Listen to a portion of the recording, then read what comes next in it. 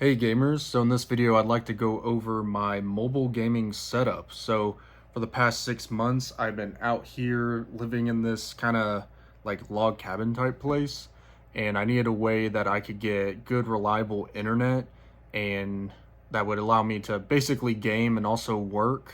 So I've been working full time from here with this setup, and it's been working out pretty well for my needs. So let's get into the equipment that I use and some setups that you could do. Alright, so before I show y'all my gaming setup, I just want to go over the powerhouse of all this, or basically how I've been getting my internet out here, which is using this little Moxee Hotspot device.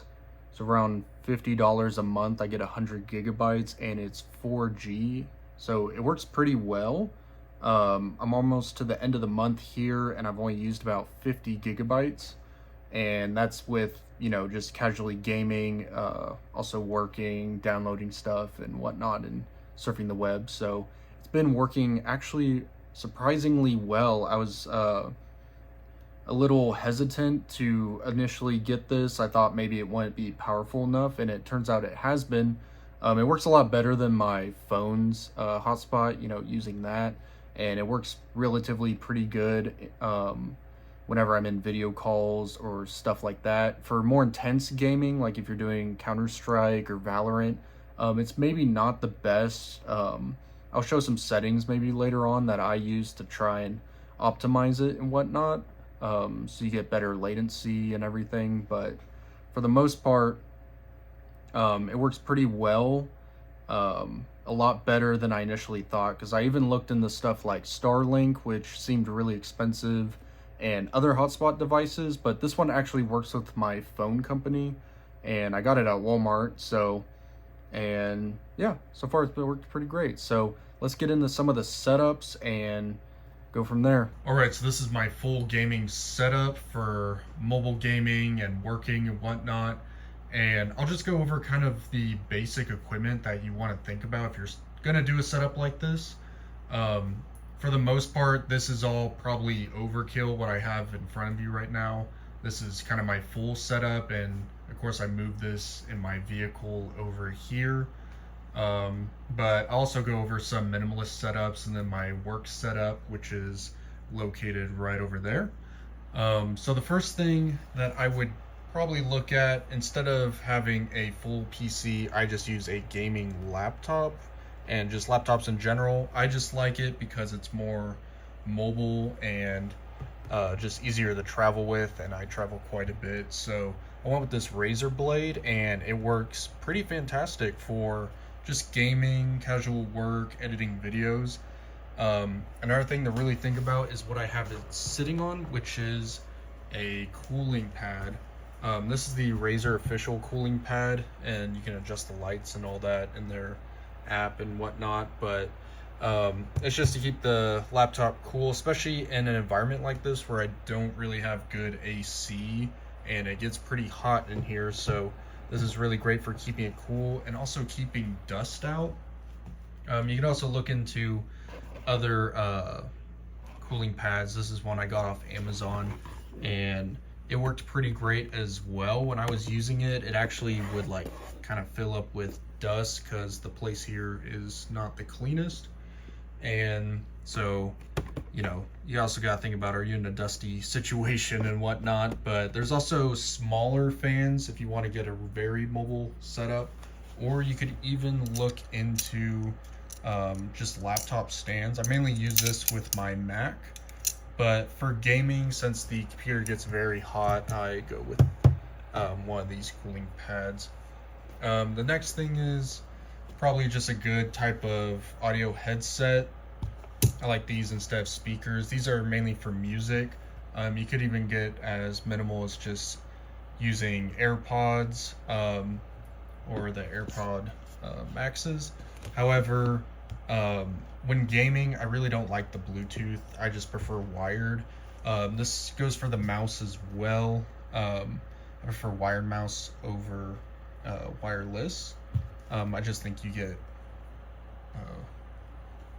less latency and whatnot.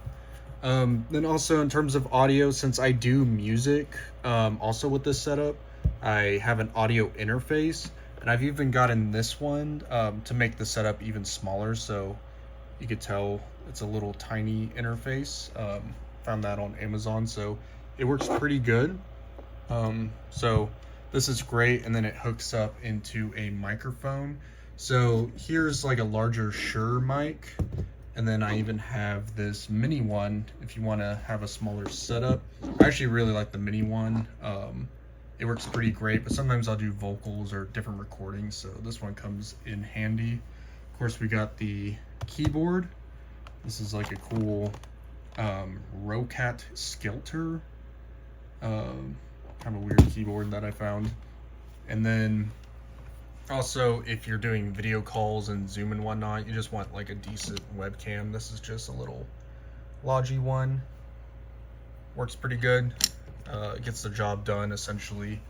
And another important thing to consider with the mobile setup is having a docking bay or something to plug all your cables into.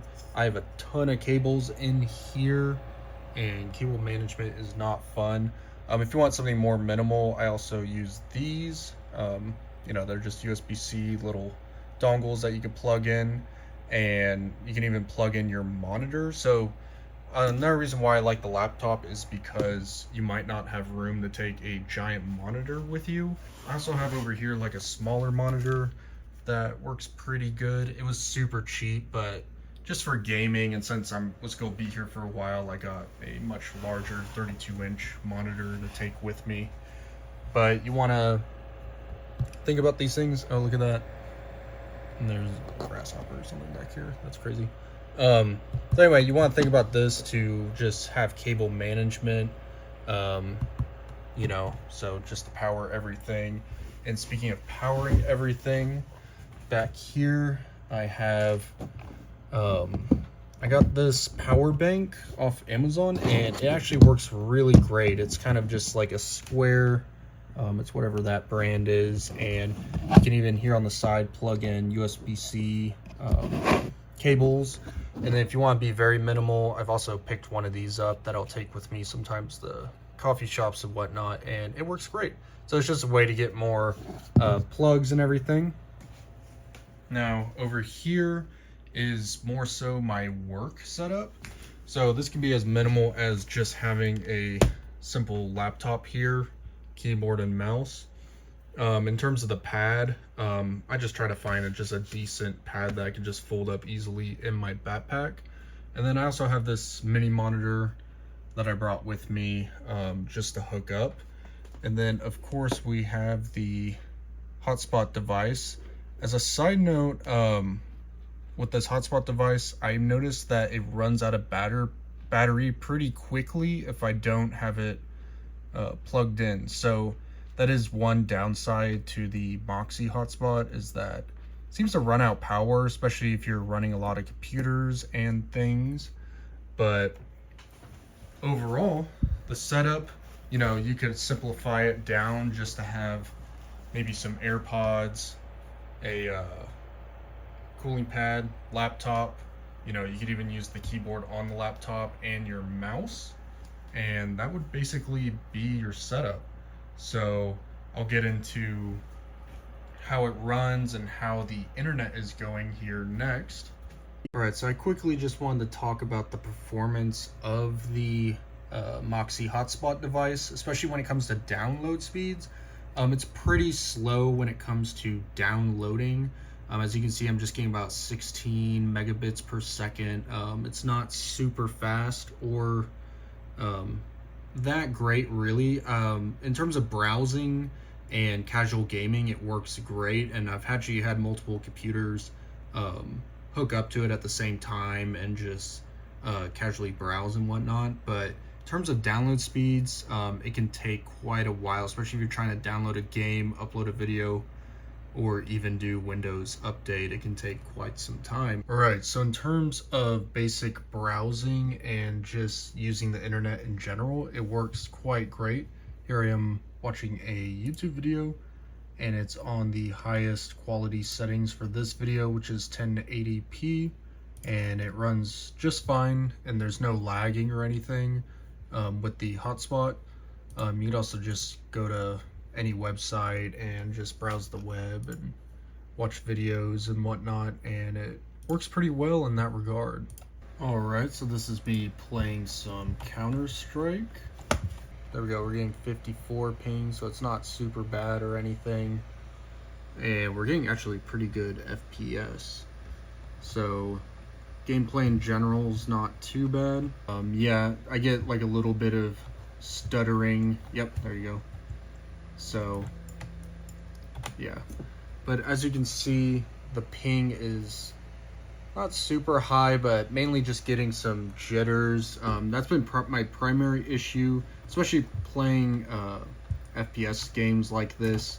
You can get quite a bit of jitter, which is a little bit unfortunate. And then sometimes, you know, depending, I guess, on the server, it's not too bad. So one thing that I like to do in the settings to maybe help out a little bit is I'll usually lower this if I'm using this hotspot. Sometimes that puts you a little bit closer to servers and whatnot, so it's the max acceptable matchmaking ping.